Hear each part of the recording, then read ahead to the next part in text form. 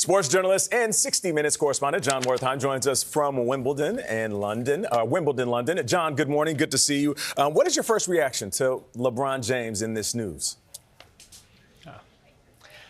I'd say surprise, not shock. I mean, once we knew and had word that he was going to play one more season at least, it kind of stood to reason that he might be looking for a change of scenery that would really sort of optimize his chances of winning one more title. He's done L.A., he's played with his son.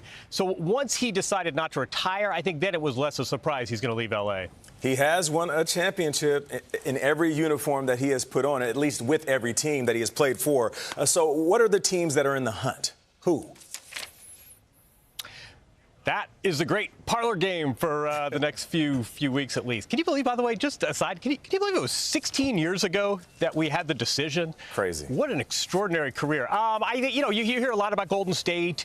It's not crazy to think he might go back to Miami. He's, did 2 tours of duty in Cleveland. Maybe he'll do 2 in Miami. But I think some of this is going to be about the system. Some of these are going to be about what is going to give him the biggest chance to win. I don't think, the Portland Trail Blazers, to pick a team at random, are in the mix. I think it's optimizing this 1 year, presuming it's his last. What's going to give him the best chance to win a title?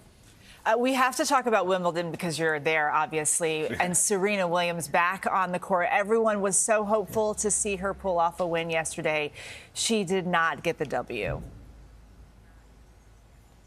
I know this is the athletes north of 40 segment that we're doing. Yeah, it was, you could sort of look either way. I mean, she didn't get the W. It was a little disappointing. I don't know if you could tell behind me. A little air went out of the tournament when Serena was defeated, but she did great in a lot of ways. I mean, she's 44 years old. She hasn't played in 4 years, and she was right in this match. It went to a third set against a player less than half her age.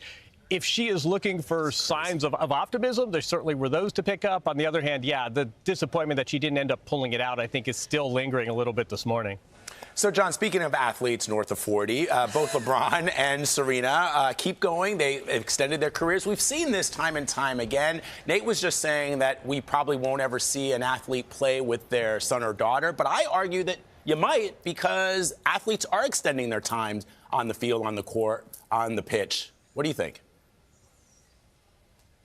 I agree with you. Some of this is just sports science prolonging careers. But, I also think, LeBron allegedly spends more than $1 million a year just getting his body in shape. And I think as sports have become so lucrative for these athletes, one thing you can do is invest in longevity. So I think these careers are just going to get longer, which is great for all of us as far as I'm concerned. And there's so much longevity science happening right now. Jon, thank you so much.